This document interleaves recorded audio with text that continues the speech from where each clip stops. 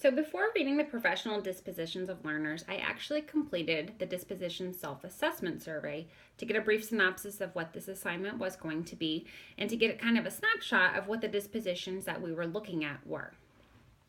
After looking at the dispositions on the survey, I quickly realized that I selected strongly agree for all of them. Not necessarily saying that I feel like I possess all of these dispositions, but I agree with them.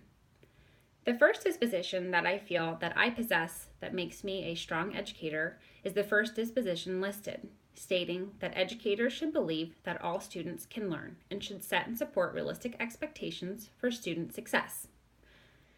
So since I am a high school life skills teacher, I feel as if this disposition is my entire job.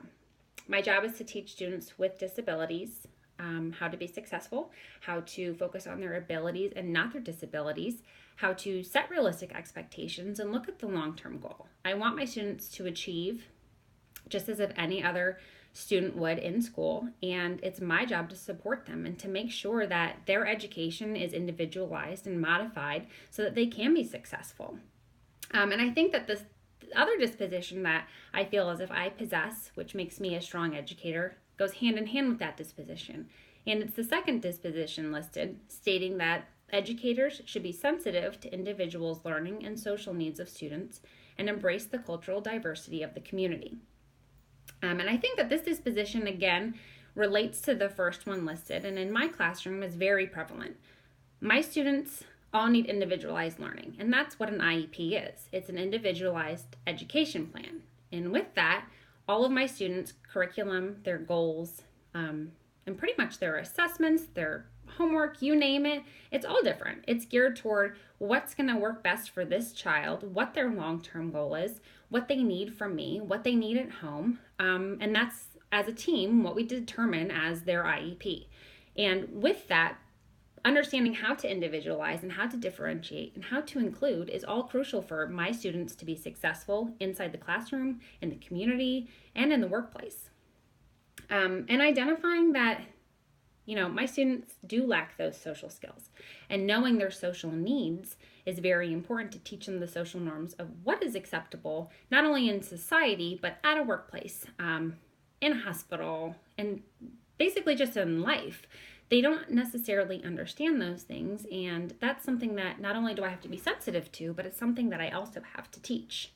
And my students also come from various backgrounds, whether it be a different culture, different religion, but they also have very different home lives. They could be homeless, living with mom and dad, maybe they're living with grandma and grandpa. It's very different, and that can be for any student, not just special ed. So to be very sensitive to that is important, because you might not know where your student's coming from. You might not know their background. You may not know what parents are or are not alive. And to be sensitive to that is part of building that relationship that's, essential in having your students trust you as a teacher and to confide in you when they need you. And looking at special ed, these students rely on their teacher for a lot more than just education. Sometimes you're a caregiver, sometimes you are that mom, and that can be different every single day, it can be different every single year. So those are the two dispositions that I feel that I possess that make me the educator that I am.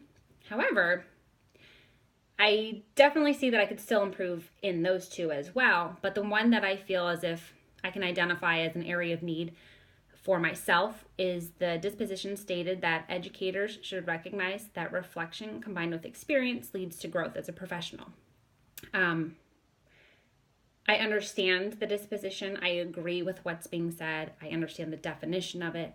However, I feel as if it could be from my lack of experience, considering I've only been in the classroom for 5 years, or my lack of experience with reflection.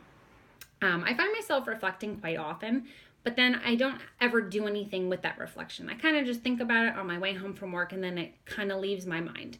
And it's something that has been very prevalent in my life right now, considering I feel as if I have this burning desire to do more than teaching, to help my students after high school. And part of I guess that vision that I have is coming from my reflections. And I feel as if I have to learn how to act upon my reflections and find a way to actually, act upon what I'm thinking and how I'm feeling. And part of that I feel as if I need to communicate it with other people, to share my experiences and to get feedback from other people. And, I think that all of these dispositions can always be worked on as an educator. I feel like I'm going to be a lifelong learner. But overall, since a disposition is an inherent quality of somebody, I feel as if all of the dispositions that are listed are what the definition of a professional educator should look like. And not everyone may feel as if they possess these dispositions, but if someone is going to be a professional educator, I strongly believe that they should at least be able to identify with all of the dispositions that were listed.